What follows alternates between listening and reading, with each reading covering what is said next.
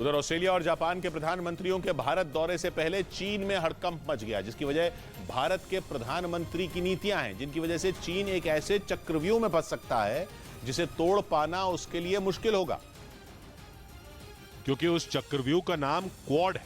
ये वो संगठन है जिसका चीन में जबरदस्त हवा है, और जब से उसे पता चला है कि अमेरिका और जापान के प्रधानमंत्रियों की भारत के पीएम से मुलाकात होने वाली है, तब से उसकी बेचैनी कुछ ज्यादा ही बढ़ गई है। जैसे जैसे ऑस्ट्रेलिया के पीएम एंथनी एल्बनीज और जापान के पीएम फुमियो किशिदा के भारत दौरे की तारीख नजदीक आ रही है, चीन के दिल की धड़कन बढ़ रही है। ऑस्ट्रेलिया के पीएम 8 से 11 मार्च के बीच भारत का दौरा करेंगे और जापान के पीएम 19 मार्च को भारत आएंगे, और इस दौरान दोनों नेता पीएम मोदी से बातचीत करेंगे।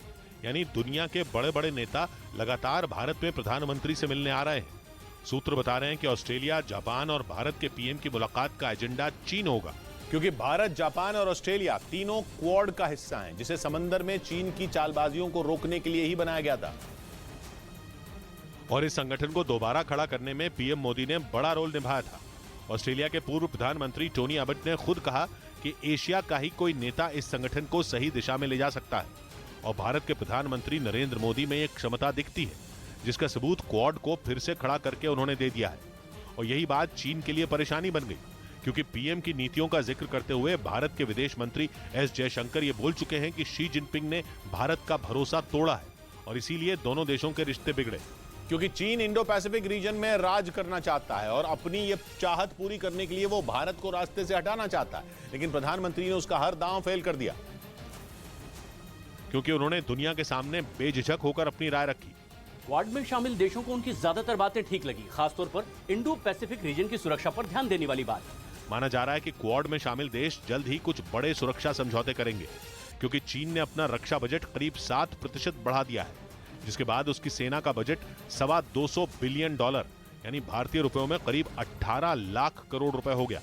जबकि भारत, ऑस्ट्रेलिया और जापान तीनों का रक्षा बजट मिलाकर भी चीन के बराबर नहीं है, और भारत के पीएम के सामने ऑस्ट्रेलिया और जापान के पीएम यही मुद्दा उठाने वाले हैं। यानी केवल यूक्रेन जंग पर ही नहीं, चीन के मुद्दे पर भी बाइडेन और उनके दोस्तों को प्रधानमंत्री नरेंद्र मोदी की जरूरत पड़ रही है, क्योंकि बिना उनके सहयोग के चीन को चित करना मुश्किल है। इस बीच क्यूबा की राजधानी हवाना में अमेरिका के एक विमान की इमरजेंसी लैंडिंग से हड़कंप मच गया। उस विमान में अचानक धुआं भरने की वजह से उसकी इमरजेंसी लैंडिंग करवाई गई, जिसका एक वीडियो भी सामने आया, जिसमें पूरे विमान के अंदर धुआं ही धुआं दिखाई दिया, जिसकी वजह से उसमें बैठे लोग दहशत में आ गए। बताया गया कि अमेरिका की airline company south west airlines के इस विमान के इंजन से एक पक्षी टकरा गया था। इसके बाद विमान के अंदर धुआं भरने लगा, जिसकी फौरन क्यूबा के हवाना में इमरजेंसी लैंडिंग करवाई गई। उधर अमेरिका के पूर्व राष्ट्रपति डोनाल्ड ट्रंप ने दावा किया कि अगर सत्ता में उनकी वापसी हुई तो वो यूक्रेन जंग को एक दिन में खत्म करवा देंगे।